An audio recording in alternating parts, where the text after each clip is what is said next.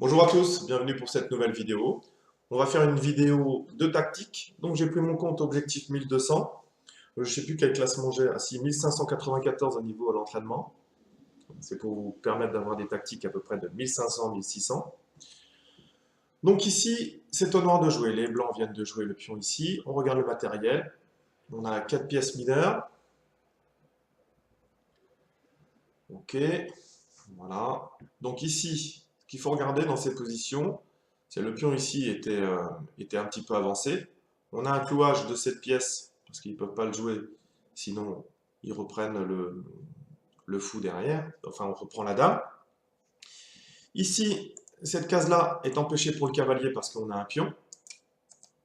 Notre cavalier est cloué. Et si vous regardez ici, bon, les blancs peuvent faire petit roc assez rapidement. Les noirs ont un petit retard de développement, mais ils ont un pion bien avancé. Si on regarde les faiblesses dans le camp de l'adversaire, ici, on a cette pièce ici qui est non défendue. Donc quand on a une pièce non défendue, ou plusieurs pièces non défendues, ben, on peut regarder s'il y a des possibilités de fourchette, et s'il n'y a pas un échec intermédiaire qui ramasse la pièce non défendue. Et bien ici, on regarde qu'ici on a cette diagonale qui est affaiblie. Donc ici, dame A5 vient à la fois faire échec et attaquer le fou. Parfois ici, quand on a un fou en B5 et qu'on vient attaquer avec une dame, les blancs peuvent défendre en sortant le cavalier en C3. Pourquoi? Parce qu'il empêche à la fois l'échec et à la fois il protège B5. Mais là, dans ce cas bien particulier, comme on a un pion en D4, ils ne peuvent pas reprendre ici en C3. Donc ici, tout simplement, dame A5. Donc c'est quand même le mieux, hein, parce qu'il va y avoir surprise du pion. Il va y avoir un échec intermédiaire, mais on a gagné quand même le cavalier ici. Voilà, échec intermédiaire. Et ici, ils arrêtent la position, hein. S'il vient reprendre ici, ça va être compliqué. De toute façon, on a gagné une pièce. Allez, on poursuit l'entraînement. Alors ici, hein, ce que je vous demande à chaque fois, hein, c'est de ne pas vous lancer tête baissée dans les tactiques. Quand vous faites des tactiques, vraiment regardez le matériel. Donc ici, deux pièces mineures, deux pièces lourdes chacun. On a un pion d'avance pour les blancs. Voilà. Mais c'est au noir de jouer. On a une position quand même assez électrique, hein. Je pense que les noirs, il faut absolument qu'ils fassent quelque chose assez rapidement. On regarde dans le camp des noirs les pièces non protégées. On a la dame qui est non protégée. C'est tout. En revanche, chez les blancs, on a le cavalier qui est non protégé. Tout ça, ça se protège bien, il n'y a pas de problème. Mais niveau sécurité du roi, on a quand même une diagonale un petit peu douteuse ici. Alors, on va y réfléchir. Alors, on a aussi possibilité, on verra, hein, mais possibilité de fourchette ici, voilà. Allez, on y réfléchit ensemble.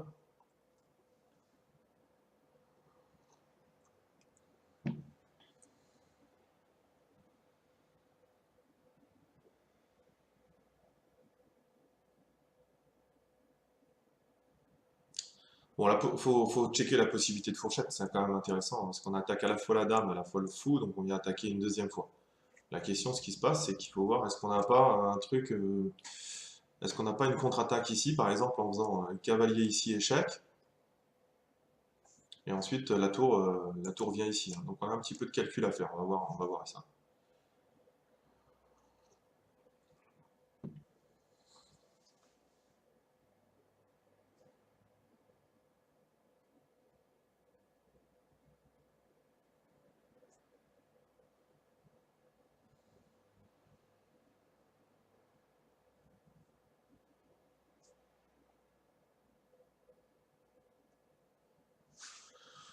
Bon, déjà cavalier ici, voilà, c'est ce que je propose. Sur cavalier échec, on a la dame qui peut reprendre. Voilà. Et si on a un échec de la tour ici, la tour peut redescendre. Et on a toujours notre fourchette ici attaquant les deux. Donc ici, on aura gagné le cavalier. Voilà. Donc déjà, ça c'est, on voit qu'ils ne peuvent pas faire cavalier ici. Donc ils ne peuvent pas faire d'échec. Le seul échec qu'il y a, c'est ici. Donc ça, c'est déjà pas mal. Le deuxième ici, c'est un sacrifice ici euh, sur B7. Voilà, ça, faut y penser, hein. Donc cavalier prend, fou prend, je reprends, je gagne une pièce, en plus j'attaque la dame,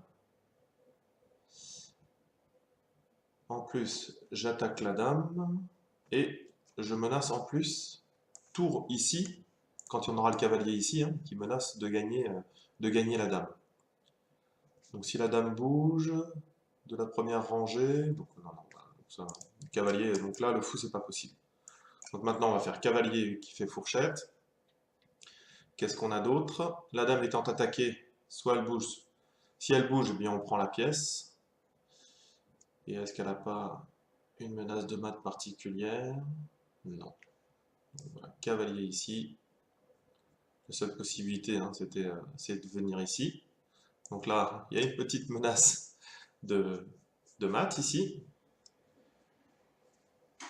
Le cavalier est défendu par le fou. Et le cavalier va défendre la dame ici. Donc prise ici. Et gain d'une pièce. Allez, on poursuit l'entraînement. Alors,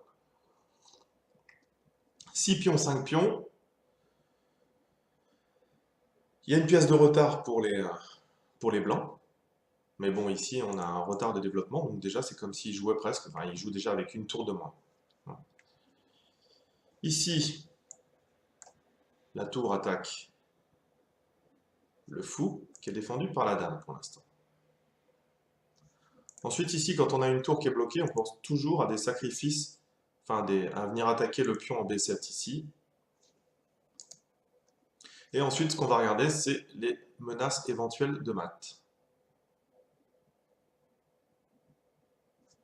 Et puis ensuite, on a tout simplement possibilité peut-être de prendre ici.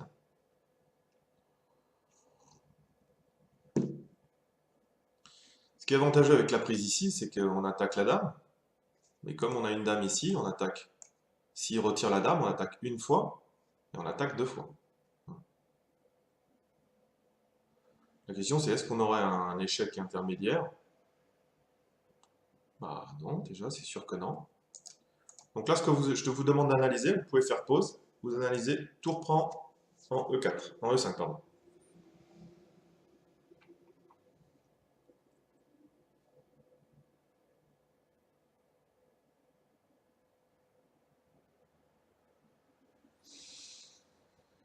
Bon, écoutez, hein, j'ai envie de vous dire, tour prend E5, comme dirait Igor Alexandre, moi je crois que ce que je vois, hein.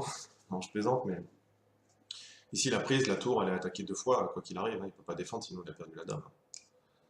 Donc prise ici, tout simplement. Alors l'idiotie, ça serait de reprendre avec la dame. Donc on reprend bien avec le fou. Ici, il vient attaquer une seconde fois, mais j'ai l'impression que pion prend ici, pion vient défendre, et ensuite on met le roi à l'abri. Voilà. Allez, on poursuit. Ok, on regarde le matériel. 4 pions, une pièce mineure, 2 pièces lourdes. La dame est attaquée. Au niveau des noirs, eh bien, tout est protégé. Voilà, ça c'est le premier point. Chez les blancs, la tour est non protégée. Le reste, ça va à peu près. Donc la question, c'est au niveau des pièces, là, est-ce qu'il n'y a pas une combinaison? C'est-à-dire s'il n'y a pas une surcharge. Par exemple, le fou ici protège à la fois la tour et à la fois le pion. Le pion qui protège la dame.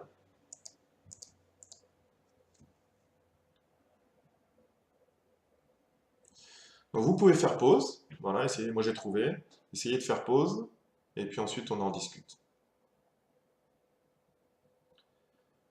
Donc effectivement, hein, on a un autre paramètre aussi, c'est cette diagonale, on a un fou de case noire. Effectivement, c'est une surcharge de ce fou.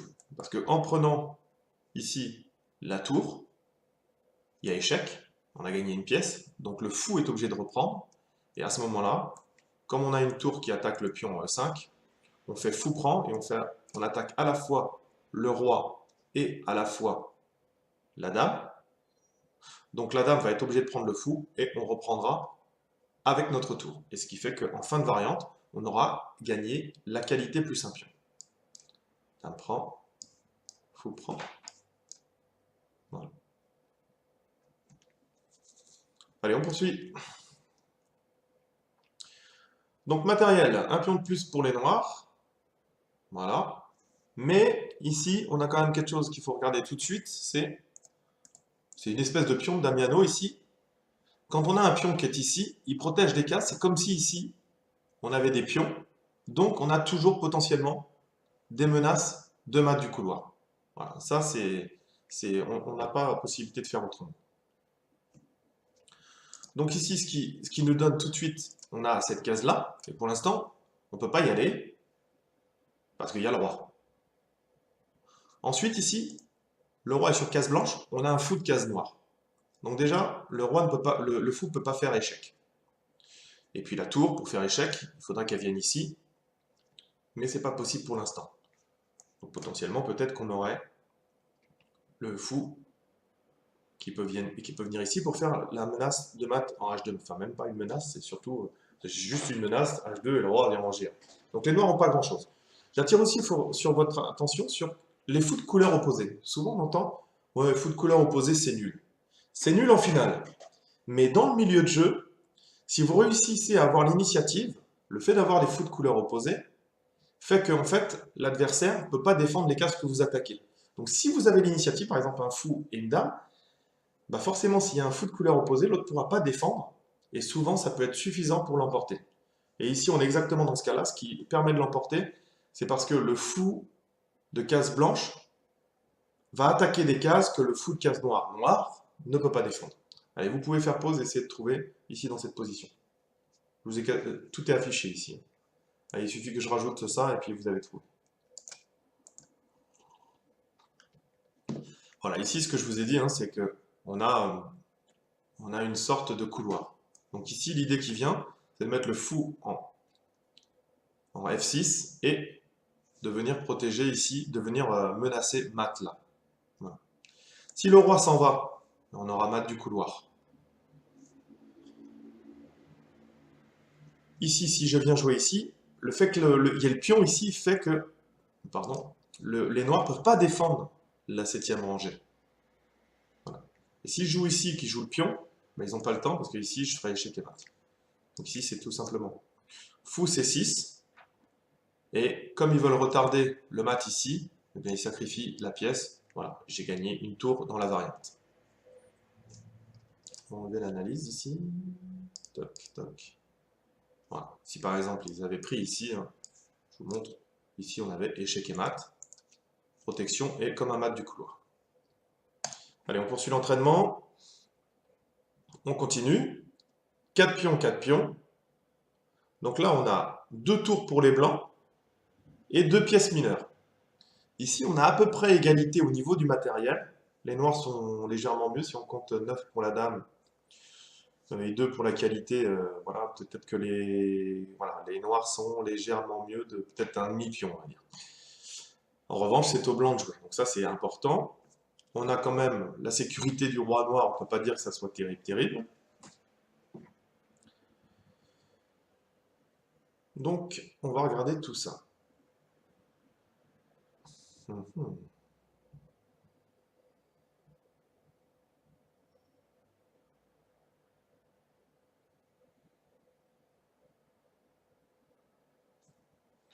Donc, allez, on va regarder ce coup qui est peut-être pas dire, on peut peut-être pas le jouer directement là, comme ça, dans cette variante. Mais ce que je veux dire, c'est que si on vient jouer tour ici, et que le roi vient sur cette case-là, ensuite ici, on a un échec à la découverte quand on bouge la tour sur le roi, et ce qui fait qu'on pourrait regagner la dame. Donc ça va peut-être être un des thèmes de cette variante. Ensuite ici, si on regarde la position,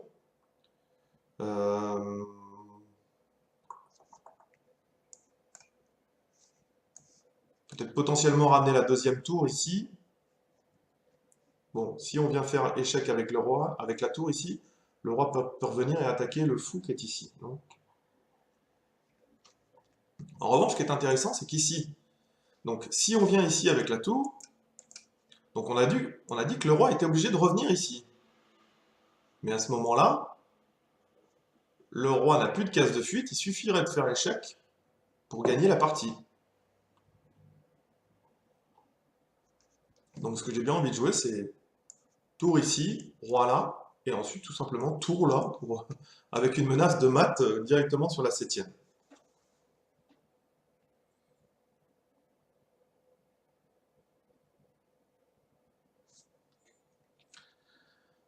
Alors, ce qui se passe, c'est que si je fais tour là, il vient ici, tour là, il peut venir ici avec le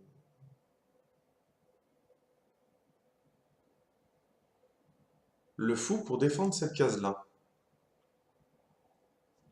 Je viens de voir un autre thème. Encore plus simple, ça y est, j'ai trouvé. Donc l'idée, c'est bien un mat avec les deux tours, voilà. Mais à vous de trouver la meilleure manière pour les blancs de ramener la tour. Vous pouvez faire pause et essayer de trouver, je vous donne la solution tout de suite.